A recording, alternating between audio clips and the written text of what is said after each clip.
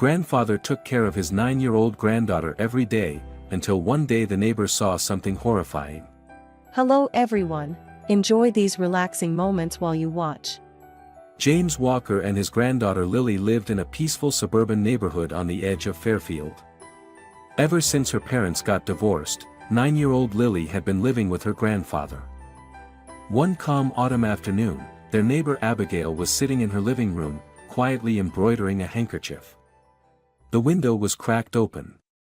As she did every day, she casually glanced over at James's house, then suddenly froze, horrified by what she saw. Lily was sitting completely still on the floor, her back pressed against the wall, eyes wide with fear. Tears streamed down her cheeks as she hugged her knees tightly to her chest. Standing in front of her was James, his expression stern, almost threatening. In his hand, something shiny caught the sunlight. It looked like a knife. Abigail's heart raced. She jumped to her feet, trying to get a better view. James had his back to the window, but his arm was raised, holding the sharp object as though he were intimidating someone. Lily sat trembling, her terrified eyes locked onto him. "Oh my God," Abigail murmured, her hand shaking as she slowly closed the curtain and crouched behind the wall. She stayed there frozen for a moment, her chest tight with anxiety. What did I just witness? That couldn't be real. Could I have misunderstood? But she couldn't shake the image of Lily's pale, frightened face. It haunted her, sending shivers down her spine. No, that look on her face, it wasn't right. A few days later, after gathering her thoughts, Abigail decided to do something.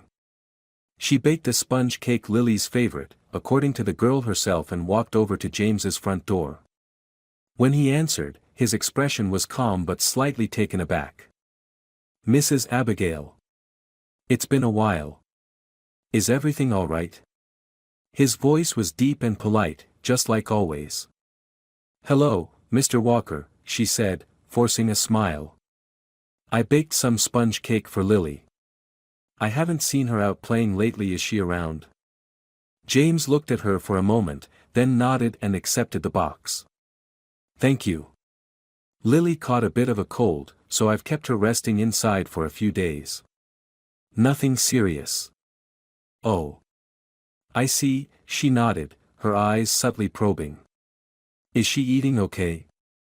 Do you need me to cook anything else?" "No need. She's still eating normally." He smiled, then with another polite nod, closed the door. Abigail stood there for a few more seconds before turning back to her house, suspicion weighing heavy in her heart. A cold? Then why keep the curtains closed? Why hasn't she gone outside to get some fresh air these past days? That afternoon, when Lily passed by Abigail's house on her way to the backyard, perhaps for the first time in days, Abigail quickly called out. "Lily. Sweetheart, come here. I've got a little gift for you." Lily stopped. She glanced briefly at Abigail, then quietly lowered her head and walked faster. Not a word. No familiar eye contact. Abigail froze. Her face went pale. A cold sensation crept up her spine. It wasn't the silence that disturbed her but the flash of fear in Lily's eyes. Could it be? That night, Abigail wrote in her notebook. October 1st, Lily hasn't been outside for 3 days. James's house remains with the curtains drawn. Called out to her, she avoided me, looked frightened. Her eyes seemed off. Something isn't right. She leaned back in her chair, staring at the ceiling. Only one thought echoed in her mind. I saw it. I'm not crazy. Something terrible is happening in that house. The next morning, Abigail got up earlier than usual. She put on a coat, held a warm mug of coffee, and sat on the porch. From there, she had a direct view of James's house. The curtains were still drawn. No light seeped through. Not a sound. Another day of dead silence. She took a sip of coffee, eyes locked on the house across the street. Are they still asleep? She muttered. Or, are they hiding? She was about to go back inside when she suddenly heard footsteps running through the narrow alley behind the house. Fast but not too fast for her to catch a glimpse of Lily wearing that lilac sweater Abigail had once complimented, hair messy, and, walking strangely, as if she had been pushed or had fallen. Abigail jumped to her feet, ready to call out, but the sound had already vanished. All morning, she was distracted. Even the sound of car horns outside made her flinch. Around noon, she went to the market at the corner and ran into her friend Rose, who also ran the small convenience store at the end of the street.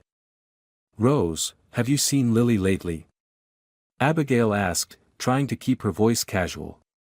Rose shook her head. "No, haven't seen her in a while. The other day I asked James if she wanted more sponge cake, but he said Lily doesn't eat sweets anymore." "Weird, huh? She used to love them." Abigail nodded slowly.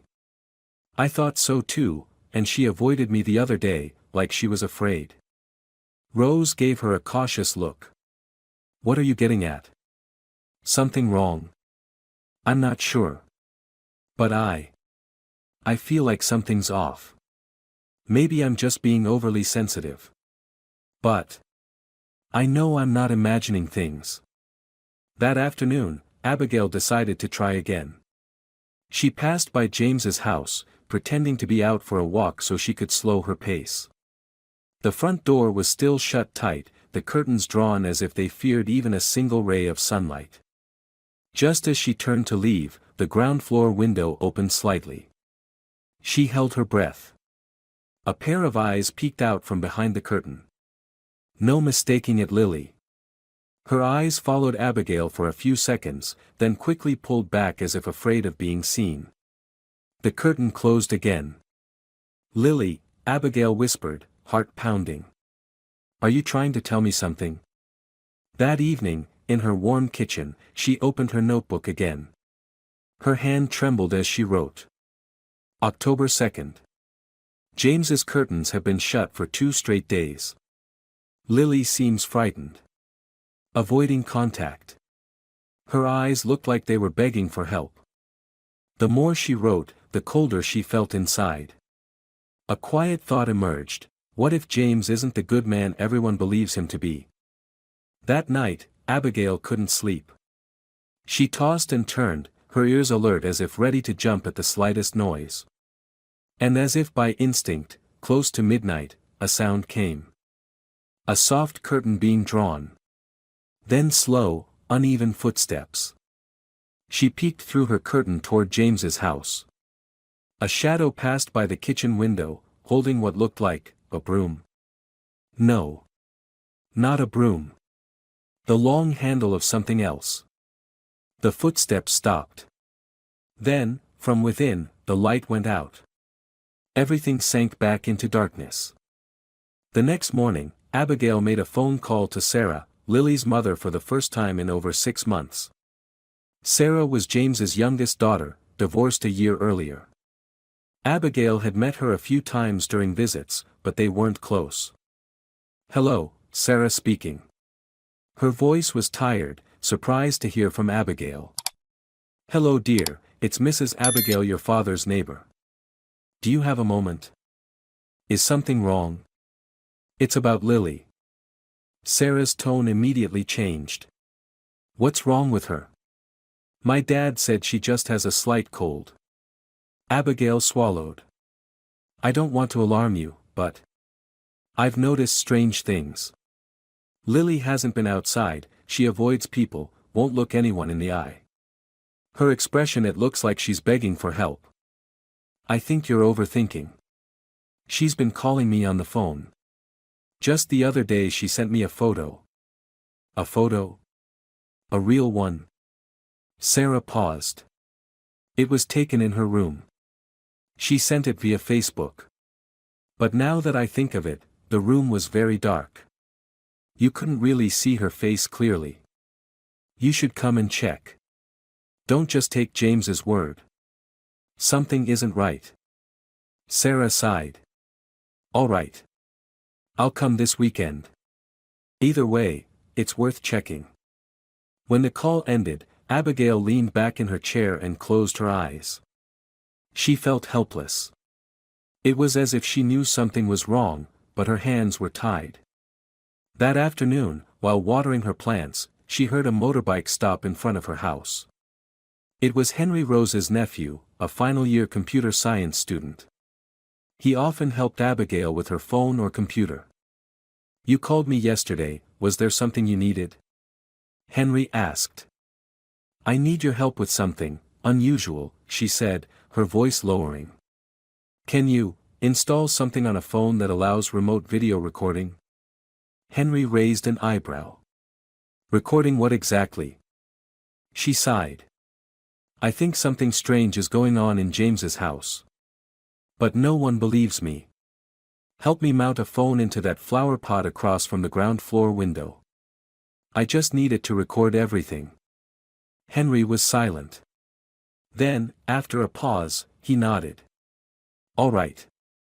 But only for observation, okay? Nothing gets shared." "Of course."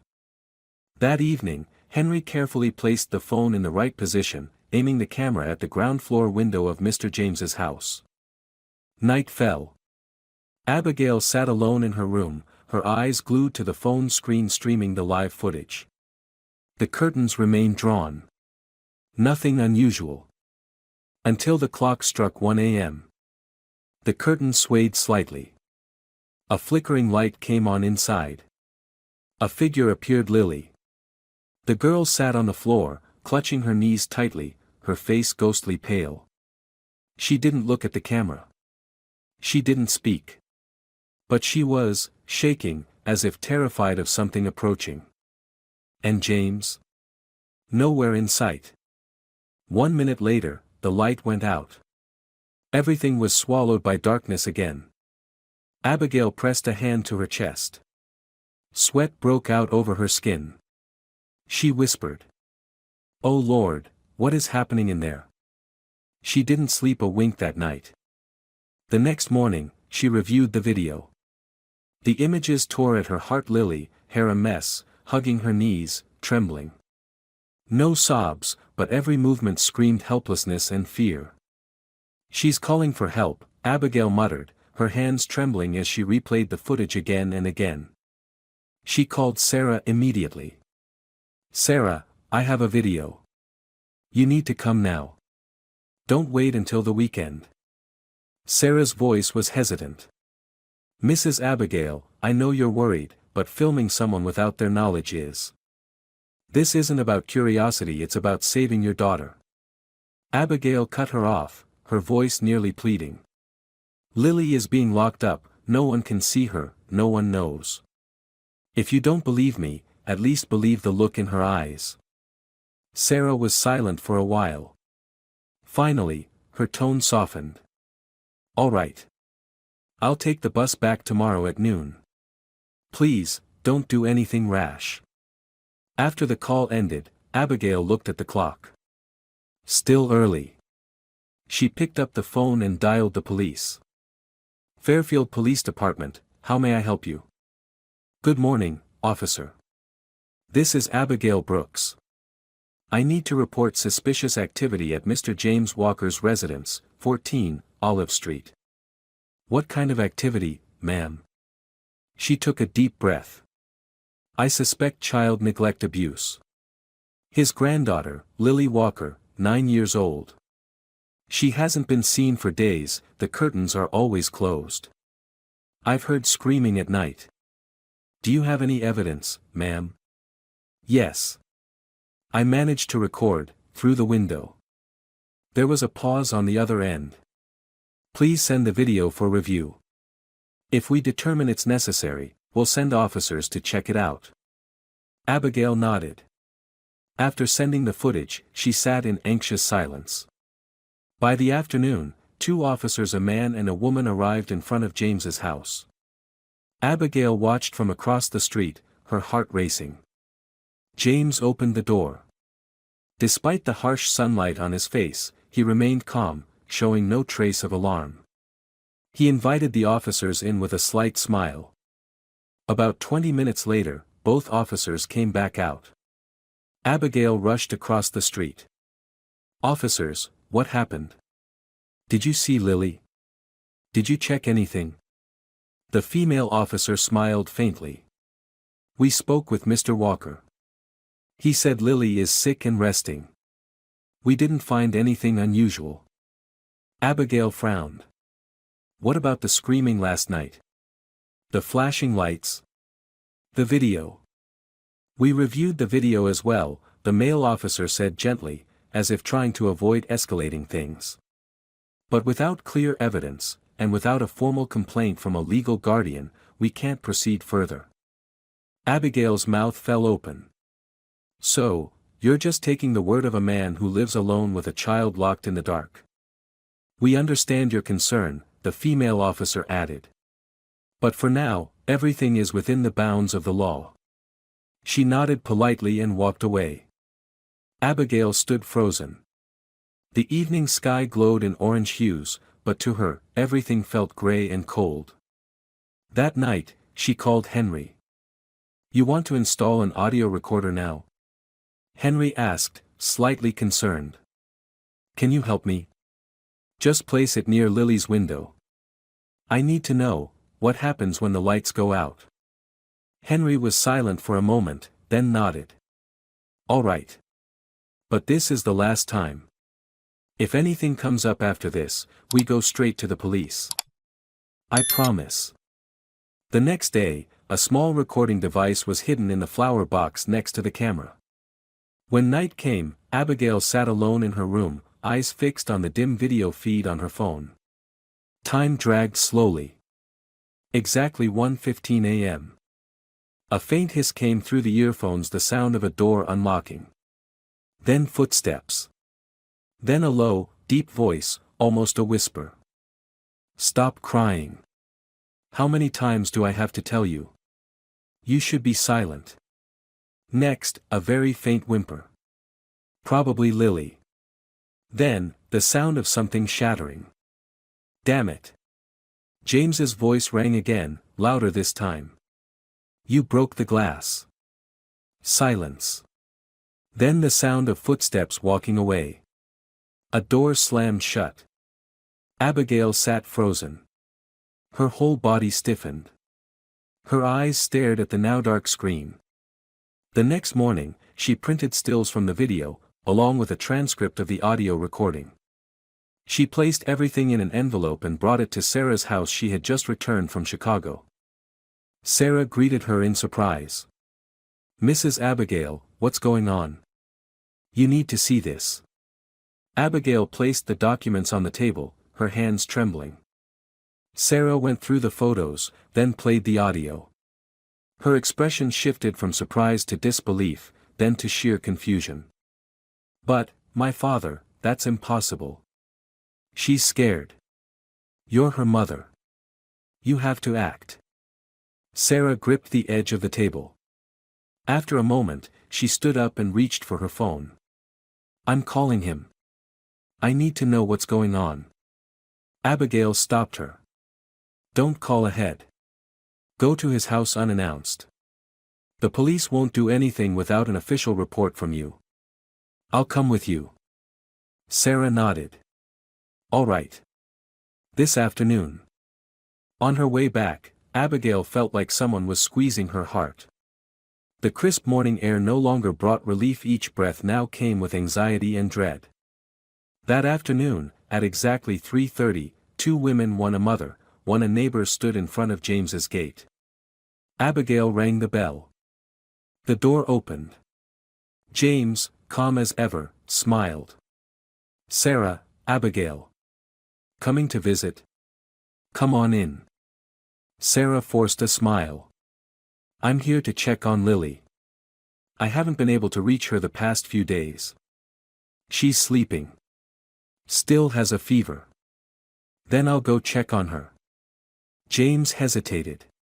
"Her room is a bit messy." Abigail stepped in. "We just want to make sure she's okay." Without another word, Sarah pushed the door open and stepped inside. Abigail followed closely. The house was eerily silent. A faint scent of antiseptic lingered. They walked to Lily's door. It was locked. "Where's the key, Dad?" James hesitated. "In the kitchen." Sarah said nothing. She walked straight into the kitchen and opened the drawer. Her hand trembled as she pulled out a key with a familiar blue keychain. Without a word, she hurried back down the hallway to her daughter's door. Abigail stood there, face pale. Sarah inserted the key into the lock. As the door creaked open, both women held their breath. Lily's room was pitch dark. A faint moldy smell hung in the stuffy air. The window curtains had been sealed with black duct tape. No light came through. A small desk lamp sat near the bed, its weak glow casting hazy shadows, like a dream. Lily was huddled in a corner, her hair messy, her face pale and hollow, hugging a pillow as if trying to disappear from the world. "Lily!" Sarah cried, rushing to her daughter. The girl didn't respond. Her eyes stared blankly, her lips moved as if whispering something, but no sound came out. Abigail stepped closer, her heart aching. The girl looked much thinner than the last time she'd seen her riding her bike in the yard. Her skin was pale, her arms covered in fresh, red scratches. "Oh God," Abigail exhaled, tears rising in her throat. At that moment, James entered. His voice still calm, eerily so. "She's not well. Hasn't eaten much these past few days." Sarah stood up and faced her father. "Why was the door locked from the outside?" "Because she tends to wander around at night. She almost fell down the stairs once," James answered. "And sealing the windows too?" Abigail snapped.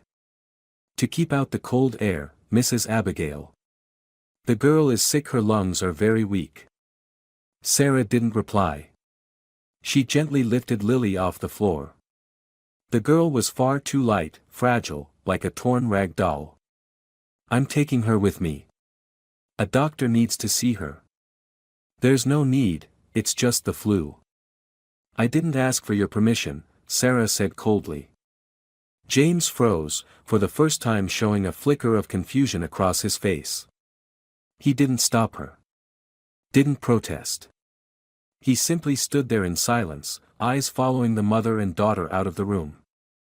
Sarah took Lily to a nearby private hospital. Abigail followed, not leaving their side. While the doctor examined Lily, Sarah stood against the wall with her arms wrapped around her head, and Abigail sat silently in a chair, eyes unblinking. Neither of them spoke for over 30 minutes. Finally, the doctor came out, a slim, middle-aged man with a calm voice. "She's not seriously injured, but she is severely malnourished and shows signs of psychological exhaustion. I'd like to keep her here for observation for a few days and run some blood tests." Sarah nodded, lips pressed tightly together. "Thank you, doctor. One more thing," the doctor lowered his voice. "I noticed some unusual bruises on her back. It's unclear what caused them. Could be from a fall, but it could also be external trauma." "You mean, she was hit?" Abigail asked, her voice tight. "I'm not making conclusions. But I do recommend involving a child psychologist. She needs to talk. She needs to open up." Sarah nodded again, her eyes brimming. After Lily was moved to a rest room, Abigail pulled Sarah aside into the hallway. "Do you believe me now?" "I don't know," Sarah gasped. "My dad, he's never even raised his voice. I don't understand how this could be happening. Maybe he's hiding something. Or, maybe he's afraid of something even worse," Abigail said, her eyes dark. "I'm not certain, but this isn't over." The next morning, Laura the teacher called the number listed in the school records. No one answered. She called again at noon. Still silence. No messages, no explanation from the family. Worried, Laura decided to walk to Lily's house after school. But when she arrived at the green iron gate, she stood there for a long time, waiting, yet no one came to open it. The house was completely still. Curtains drawn. Not a sound. No sign of life. She knocked a few times, rang the bell. Nothing. A few minutes later, Abigail appeared from across the street, holding a shopping bag, eyes fixed on the scene before her. "Miss Laura," she called out as she approached. "You're looking for Lily." The teacher turned, surprised. "Yes, she hasn't been to school for days. I've called, but no one picks up." Abigail nodded slightly, lips pressed like she was debating whether to speak. Finally, she lowered her voice. "I think something serious is happening." "What do you mean?" "Lily's with her mother, Sarah. She came back and took the girl to a doctor after noticing something wasn't right. But it seems, the truth is far more complicated." "You think someone's hurting her?" Abigail tightened her grip on the bag. "I can't say for sure, but my gut tells me, something awful is looming over that family." Miss Laura looked down, face full of worry. "I'll report this to the school board. If needed, they can contact the authorities to monitor the case." "Please don't delay," Abigail said. "We can't wait for clear evidence. Sometimes, the eyes of a child are the biggest warning." That afternoon, Sarah called Abigail from the hospital. "The doctor says Lily needs a few more days of rest. She's still not saying much, but she reacts whenever a stranger comes near." "What kind of reaction?" Abigail asked, heart racing. "Every time a man walks past the room, she curls up, clutches the blanket, and shakes. One time, a male nurse came in just to bring water, and Lily started crying uncontrollably. She said, 'Don't let him near, he's out there.'" Abigail was silent for a moment before gently asking, "Did she say who he is?" "Not clearly. She just kept referring to someone who always follows her in the park. She said Grandpa told her to stay silent, run home fast if she saw him, and not go out much." "Oh Lord, maybe I've misjudged your father," Abigail exhaled. "Sarah, do you know a man named Arthur who lives at the end of the street?" "No. I've never met him.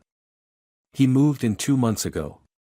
No one talks to him, but Rose remembered he was once rumored to have been accused of inappropriate behavior with children in his previous neighborhood. No charges, lack of evidence." Sarah sat down on the hospital bench, heart pounding. "You think he might be watching Lily?" "Not just possibly. I think James knows. And he's been silently doing everything he can to protect her. But why didn't he say anything? Why let everyone misunderstand him? Because he thought no one would believe him. And more importantly, he thought, if the truth got out, it might make Lily panic even more." A brief silence. Then Sarah whispered, like a sigh of guilt, "I doubted my own father." Abigail returned home overwhelmed with unease. But as she set her bag down on the table, the doorbell rang. It was Henry, looking serious. "Mrs. Abigail, I found something while reviewing the camera footage." She stiffened. "What is it?" "I rewound the footage from last night. Someone walked close to Mr. James's wall around 2 a.m. It wasn't him. He appears in the kitchen at that time. Look, here." He handed her the phone. The screen showed a blurry image, but clearly, a tall, thin figure in a black coat moved along the fence. The person paused, bent down near the wall doing something, and then disappeared. "The angle's too blurry.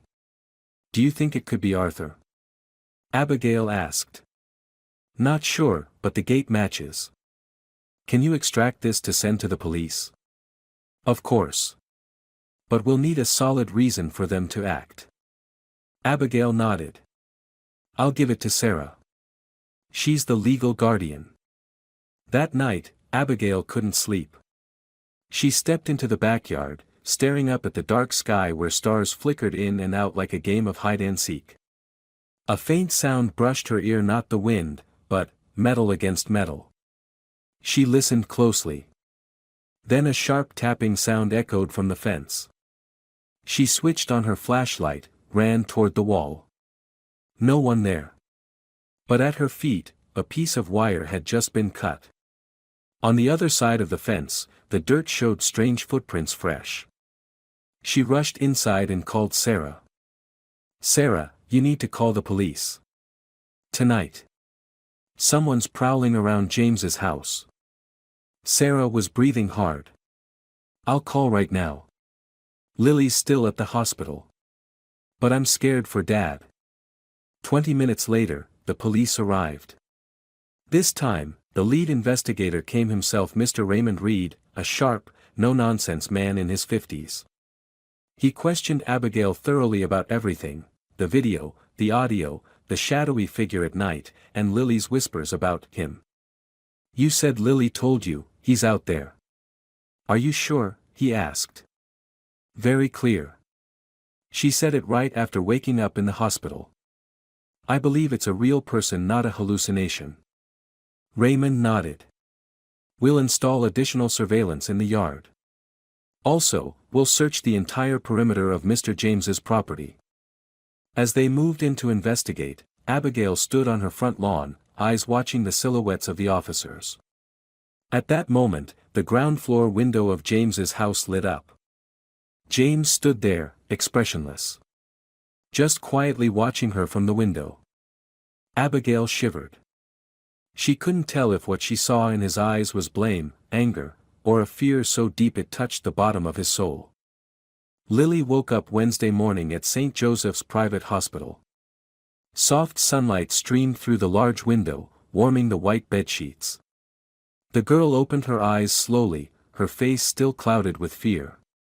Beside her, Sarah sat on a small chair, dark circles under her eyes after several sleepless nights. Her hand gently stroked her daughter's hair, trying to pass on a piece she herself was desperately trying to find. "Lily," Sarah whispered. "It's Mommy. Can you hear me?" The girl didn't respond. Her eyes were open, but unfocused. No reaction. As if all the sounds from the world outside could no longer reach the world she now lived in. Sarah looked at the psychologist standing beside her, a middle-aged woman named Lucy Green, with neatly tied gray hair and a gentle yet serious voice. "The child is in a state of extreme psychological defense," Lucy explained. "Temporarily rejecting all external stimuli. It's like, she's closed the door to her soul."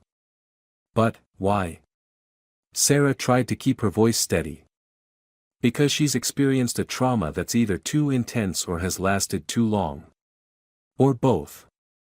Especially when there's no one around to truly listen to her feelings." Sarah lowered her head, gripping Lily's hand tightly. "I'm sorry. I should have understood sooner." "It's not too late," Lucy placed a hand on Sarah's shoulder. "We'll help her open up gradually. But first, I recommend a comprehensive medical examination." "Is that necessary?" "She doesn't show signs of physical injury. But I suspect she may have been administered sedatives over an extended period," Lucy said, her eyes reflecting a glint of concern. "I'm not certain. But a child shouldn't be this weak solely due to malnutrition." Sarah was stunned. "You mean, someone did this to her?" "We need tests to find out." That afternoon, while awaiting the results, Abigail sought out Mrs. Rose to gather more information from longtime neighbors. The two women walked to Mr. Francis's house, a quiet elderly man living 3 doors down from James, known for his keen observations. "Francis, have you noticed anything unusual lately?" Rose asked. Mr. Francis sat on a wicker chair on his porch, taking a drag from his cigarette. "Unusual?" "Yes. I've seen James out in his garden late at night. Around 2 in the morning, the lights in his house would come on, he'd put on a knit cap, go outside, carrying something like a listening device." Abigail was startled. "Did you see him talking to anyone?" "No. But each time he went out, he'd look around, then shine a light into the bushes near the wall. Seemed like he was looking for someone." Rose interjected, "Did you see any strangers around?" Francis nodded. "I saw a tall, thin figure walking past the house several times at night. But when I turned on the light, he disappeared." couldn't see his face. Abigail swallowed hard. Would you be willing to share this with the police? Sure. I'm not afraid. That evening, Sarah received a call from Dr. Lucy. There's a test result I think you need to know immediately, Lucy said quickly. Lily's blood contains a small amount of benzodiazepine, a moderate sedative not intended for children. Sarah was speechless. Who could have given her that?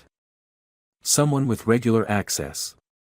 And enough knowledge to avoid suspicion. Lucy paused before continuing.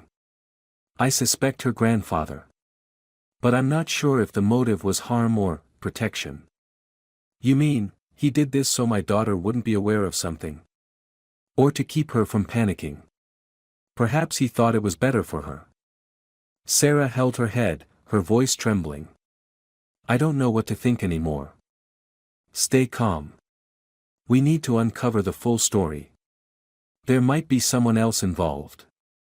Sarah called Abigail immediately, recounting everything. Abigail was silent for a moment, then softly said, Do you remember what the child whispered yesterday? He's out there, Sarah recalled. Grandpa said not to tell anyone. Exactly. She didn't say, Grandpa hurt me, but Grandpa said don't tell. That changes everything. The next morning, the police returned to search James's house, this time with a warrant from local authorities after receiving Lily's test results. Chief Investigator Raymond Reed, along with 3 other officers, entered the yard of house number 14. James was sitting in the living room reading the newspaper, a steaming cup of tea on the table. We need to search the entire house, Raymond stated bluntly. James didn't react strongly. He simply nodded. I have nothing to hide. While they searched the garden, a young officer shouted, Chief Raymond. Over here. In a wall recess behind a rose bush, they found a small metal box. Inside was a miniature recording device, several audio tapes, and a USB drive. Raymond picked it up, looking at James. What is this? Recordings, James replied slowly. I installed microphones around the house, in the garden, even near the fence. I needed to hear any strange noises. Why? Because I knew someone was stalking Lily. And why didn't you report it to the police? I did. 3 months ago. But they thought I was paranoid. No evidence. Since then, I installed the devices myself, monitored everything. I couldn't take any chances. Raymond narrowed his eyes. You know administering sedatives to a child is illegal, don't you? I do, James admitted. But I didn't harm her. I just wanted her to sleep peacefully. She had frequent nightmares, crying and screaming every night. I tried everything, including therapy, but nothing worked. An officer came down from the ground floor, holding a stack of photos. Chief Raymond. We found printed images from garden cameras. There's a strange figure. Appears multiple times at midnight. Raymond frowned. Here it is. Finally, a lead. He turned to James. We'll take all the equipment for analysis. You're temporarily summoned to the station to assist with the investigation. All right, James said, standing up, his face showing no panic. As long as you find him. The phone rang. It was Sarah. Mrs. Abigail. Her voice trembled.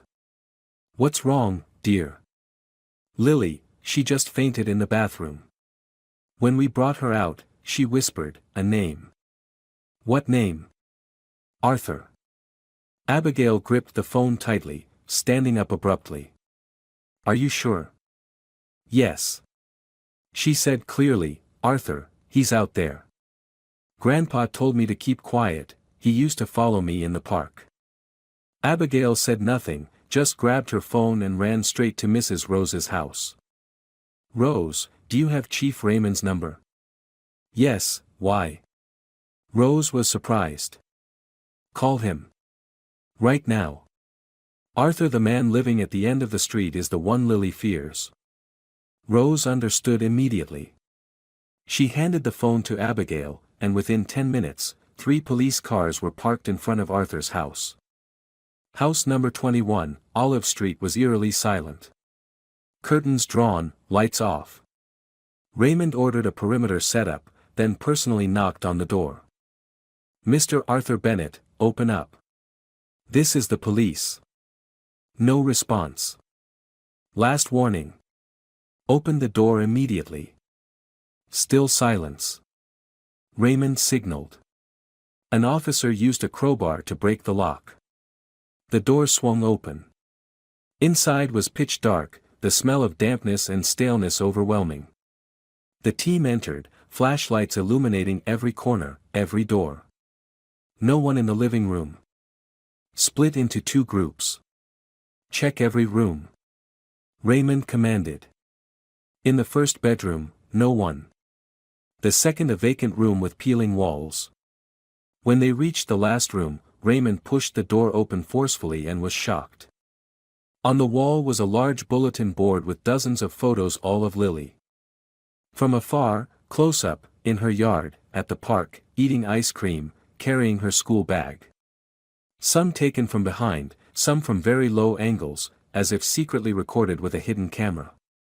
A few were enlarged, circled in red ink, annotated with notes like, 11:30 a.m., out in the yard at 5 p.m., old man interferes. A young officer trembled, "Oh my God." Raymond frowned, stepping closer. On the table, a laptop was open, but the screen was black. He signaled, "Take it to the tech lab. Don't touch the hard drive." "There's a handwritten note here, Chief Raymond." Another officer handed him a crumpled piece of paper. The content hastily scrawled. "The girl should have been mine. That old man ruined everything. Must deal with him before things go too far." Raymond folded the paper, his face tense. "Issue a citywide arrest warrant. Arthur Bennett. 6 feet tall, thin, graying hair, possibly armed." Sarah stood outside the recovery room, her hands still trembling. Dr. Lucy approached gently. "She's stable now. Just fainted due to psychological stress." But this time, she spoke more. Sarah stood up abruptly. "What did she say?" Lily recounted that one afternoon 3 weeks ago, while she was playing at the park near home, a strange man approached her. He smiled and claimed to be a friend of her mother. He tried to give her candy and touched her. Lily got scared and ran away. That night, she told her grandfather. "And from that moment, everything began," Sarah gasped. "Yes. Mr. James started keeping her inside to keep her safe. He didn't want to call the police because no one believed him." "But what about the sedatives?" Sarah asked, her eyes flashing with anger. Lucy nodded. "He might have thought it was the only way to help her sleep. An old man, not knowing the proper way to handle it, but desperate with worry." Sarah held her head. "I misunderstood my father." Lucy held her hand. "There's still time." That evening, Abigail sat alone in the living room, the soft yellow light casting her shadow on the worn wall. On the table were the notes from the past weeks, all neatly arranged. But for the first time, she didn't touch them. The wooden door creaked open. It was Henry. "Grandma, the police just called me. There's new information." Abigail turned, her eyes lighting up. Arthur's laptop contained hundreds of files of other little girls. Not just Lily. Photos in parks, supermarkets, schools. Some files are encrypted. They're working on decoding them. Abigail closed her eyes. Dear God. And there's a video. From a hidden camera behind the bushes next to Mr. James's yard. It clearly shows Arthur climbing over the wall, multiple times. Mr. James knew, she whispered. He wasn't paranoid. He was guarding the child from evil. Henry sat beside her. They'll catch him soon. The whole city is searching. Abigail nodded slightly, her eyes brimming. Perhaps, it's time everyone apologized to him. At the hospital, Sarah entered Lily's room. The little girl was sitting against the pillow, her eyes still tired, but no longer empty. "Mom," she whispered. "Yes, I'm here." Sarah held her hand, trying to hold back tears. "I'm scared. He knows the hospital's location." "No, sweetheart. The police are protecting you. Everyone knows now." Lily shook her head slightly. "Grandpa said, no one would believe. So he set up cameras, recorded. He always stayed awake to watch over me so I could sleep safely." Sarah choked up. "I'm sorry. I didn't believe him." The little girl pursed her lips. "He said you'd be scared. You'd think he was crazy." "No. I was the crazy one for not seeing the truth." Lily leaned over to hug her mother. For the first time in days, those small arms held someone tightly. Outside the hallway, Lucy stood watching, gently smiling. Night. Atop a building near the park, a newly installed security camera. The yellow light illuminated the quiet street. Police continued patrolling, hands gripping their radios. From a distant dark corner, a man walked slowly across the street, wearing a hat, carrying a backpack. His face hidden in the tree's shadow. A siren blared. A police car sped up. A voice from the loudspeaker, "Stop. Police." The man turned and ran. But before he could turn into an alley, 3 officers surrounded him. He was pinned to the ground. Handcuffed. Raymond stepped out of the car, looking directly at him. "Arthur Bennett. It's over." He said nothing. Just smiled a twisted, cold smile. A day after Arthur's arrest, the entire Olive Street neighborhood was in a state of shock and relief. News of the incident spread rapidly throughout the city. Man previously suspected of child harassment arrested with clear evidence from the camera system and data in his laptop. Newspapers, television, and online platforms all reported the story. But more importantly, Lily was safe. Lily was gradually recovering, coloring in the book she received yesterday. Sarah sat beside her, eyes always watching her daughter's every breath. When Lucy approached, the little girl looked up, her eyes no longer filled with fear. "Lily," Lucy said, sitting on the edge of the bed, "the doctor has something to tell you." The little girl tilted her head, putting down the colored pencil. "That man, the one you called Arthur, has been caught by the police. He can't hurt you anymore." Lily looked at Lucy, then turned to her mother. Sarah nodded, holding her daughter's hand tightly. "You're safe now," Sarah whispered. "I'm sorry for not believing sooner." Lily rubbed her eyes. "Grandpa said, not to say anything. If not, he'd hurt you." Sarah squeezed her hand. "Your grandpa tried to protect you in his own way. But from now on, you don't have to stay silent. No one can hurt us anymore." Lucy nodded. "Everyone is here for you, Lily. And your grandpa isn't a bad person." The little girl pursed her lips, then softly whispered, like a release, "I know." At the Fairfield police station, Mr. James sat across from investigator Raymond Reed in the interrogation room. He wasn't handcuffed, not treated like a criminal, because after analyzing the devices he installed at home, everything pointed to one purpose: protecting Lily. Raymond held a copy of the search report, carefully opening it. "We've checked all the data from the devices you installed. The system is very sophisticated: microphones recording from door gaps, hidden cameras behind plant trellises, and even motion sensors. My granddaughter is everything I have," James said, his voice low. "I lost my first daughter to an accident, lost my son-in-law to divorce. Lily is the most precious thing keeping me connected to this world." Raymond nodded, his eyes softening. "You know that giving sedatives to children without a prescription is illegal." "I know," Mr. James bowed his head. "But I had no ill intent. Lily couldn't sleep for weeks. She'd wake up startled, crying in the middle of the night, always saying she saw someone in the yard. I reported it to the police. They came, looked around, then left as if I was imagining things. And you decided to become the police yourself? No one believed me. But I saw him, Arthur. I saw him the first time one night last month. He stood under the tree behind the yard, staring at Lily's window. I thought I was going crazy. Raymond was silent. I tried to report again. But no one acted. So I installed cameras myself. I set up microphones. I stayed up every night. I even staged scenes in the house playing loud movies, pretending to be angry so if he was eavesdropping, he'd think Lily was being kept tightly. And you locked her room? That room was the old ground floor room. I didn't let her go outside because I feared he was waiting. I was afraid she'd be kidnapped, like the other children in the news. Raymond sighed, closing the file. I can't say you were right. But I also can't say you were wrong. Perhaps, you were the only one doing what needed to be done.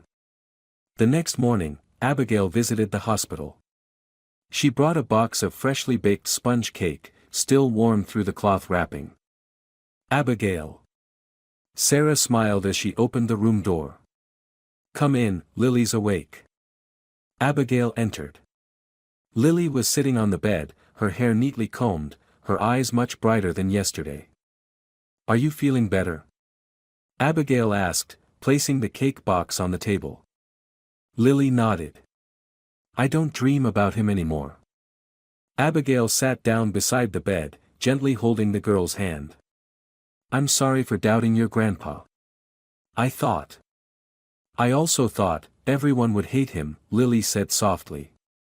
He said, good people are often misunderstood, but they still do the right thing. Sarah looked at the two, her eyes red.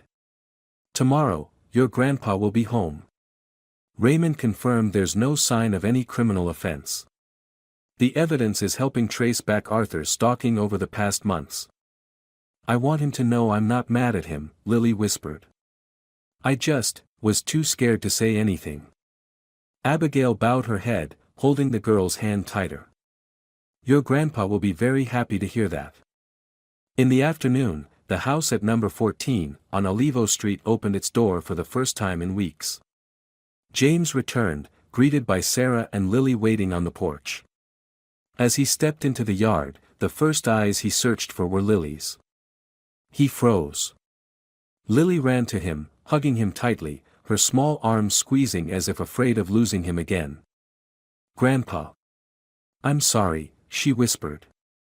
Mr. James sat down, hugging his granddaughter. No. I'm the one who should apologize. I made you scared, because I didn't know how to explain. Sarah looked at her father, then stepped up to hug them both. Abigail stood from afar, holding her handbag, her eyes brimming. She didn't speak, just raised her hand in a gentle wave. James looked at her, nodded a nod that encompassed a series of misunderstandings, worries, and forgiveness. That evening, in James's kitchen, the smell of sponge cake once again filled the air. Lily sat on a high stool, her elbows resting on the table, watching him peel an apple, this time with a real peeler. His face looked calm, and he was smiling and joking with his granddaughter. Don't cut them too big, Grandpa. I can't eat big pieces. So who ate 3 slices of sponge cake yesterday, huh? He asked, pretending to be stern. 3 weeks after Arthur's arrest, the Fairfield courthouse opened the preliminary hearing for the man who had terrified Lily and possibly other children too. The trial drew a large crowd, especially from the Olivo neighborhood. Many weren't just there to witness a criminal case, but to seek answers for the lingering doubts that had weighed heavily on the silver-haired man, Mr. James Walker. Sarah sat in the row reserved for victims, her hand tightly holding Lily's. The girl wore a light floral dress. Her eyes looked much brighter now, but she still held her mother's hand as a source of emotional grounding. Abigail was also there, sitting quietly next to Henry and Mrs. Rose. Everyone was waiting for the moment when the truth would be revealed. The judge struck the gavel. We now begin the trial of the defendant Arthur Bennett, age 58, on charges of invasion of privacy, harassment, and suspected attempted abduction of a minor. The prosecutor began, "We have clear evidence from the defendant's personal computer, dozens of photo files of children tracked and categorized. Among them, over 70 photos are of Mr. James Walker's granddaughter, young Lily Walker. Video footage shows the defendant approaching the house, climbing fences, and using covert recording equipment. The thin man sat in silence in the defendant's chair. His wrinkled gray suit couldn't hide his deteriorated state, but his eyes still held a stubborn gleam." The prosecutor continued, "We also have a handwritten letter from the defendant, found in his room, with a messy scrawl stating his intent to take care of the old man for interfering. He tracked Lily's schedule and routines, clearly planning to approach her after school." The defense attorney stood and mumbled, "My client has a history of mild mental illness." Raymond, sitting in the back, shook his head slightly. Another police officer whispered, "He knew what he was doing. Everything was planned. You can't blame that on mental health." When it was time for the witnesses, Sarah stood, her hands trembling slightly, but her gaze steady. "I am Lily's mother. For months, my daughter was haunted, too afraid to speak, too afraid to sleep, living in constant fear. At first, I misunderstood my own father, James, thinking he was being extreme in protecting her. But in the end, everything became clear. My father wasn't wrong. He was the only one who trusted the instincts of a child." Behind her, Abigail nodded, tears silently falling. Lily was granted permission to speak, under careful supervision and protection. "I just want to say, my grandpa didn't do anything wrong," she said softly, but firmly. "He stayed awake every night so I could sleep peacefully. He built fences, set up cameras, installed recorders. I didn't understand all of it, but I knew, he did it because he loves me and wanted to keep me safe." The courtroom went completely silent. After a long pause, the judge gave a solemn nod and delivered the sentence. "The defendant, Arthur Bennett, is sentenced to 14 years in prison, with no eligibility for parole during the first 8 years. He will also be placed under special supervision after his release." A light clap broke the silence. It came from Mrs. Rose in the back. Then others slowly rose to their feet. Not in celebration, but in quiet relief. The truth had finally been revealed. Justice had come, right when it was needed most. Abigail bent down to embrace Lily. "Sweetheart, I have something to say." Lily looked up, curious. "I'm sorry for misjudging your grandfather. What I saw scared me, but I didn't look closely enough to see the love behind it." Lily smiled gently. "I used to think Grandpa was a little cold too. But now I know, he's just not very good at talking." The room filled with laughter. James raised an eyebrow and joked, "Mrs. Abigail once called me that strange old man." Abigail chuckled and patted his shoulder. "Because you are strange. But in the best way possible." Sarah looked at her father, her voice soft. "Dad, I'm sorry too for doubting you." James paused for a moment, then gently placed his hand over hers. "You were just trying to protect your child. I was too. We both did what we thought was best." Lily added cheerfully, "So, we're not mad at each other anymore, right?" James smiled. "Nope. In fact, I've decided. I'm going to start opening the kitchen curtains every morning." In the days that followed, life on Olivo Street slowly returned to normal, but a new kind of normal. One filled with warmth, understanding, and love. Sarah moved back in with her father full-time. "So Lily can have both her grandpa and her mom with her every day," she explained. "And so Dad won't need to set up any more security cameras." The family burst into laughter. One evening, as the sun dipped low, Abigail stood at her usual window, gazing toward James's home. She saw a familiar but heartwarming sight: Lily riding her bike in the yard, Sarah tending the plants, and James humming a bolero while baking. The golden light of sunset wrapped them in a soft, glowing embrace. Abigail placed a hand over her heart and whispered with a smile. Maybe good people aren't always easy to understand. But it's their quiet strength and patience that hold the world together. This story is a gentle reminder of the quiet force of love, and the deep instincts of the elderly that should never be dismissed. Often, good people are misunderstood simply because they express love through actions, not words. Rushing to judgment can isolate the innocent, but empathy and a willingness to listen can reveal the truth. Above all else, children must always be believed and protected. If you enjoyed this story, we invite you to give it a like and subscribe to our channel. Your support motivates us to keep bringing heartwarming stories almost every day. We are very grateful for your support. See you soon.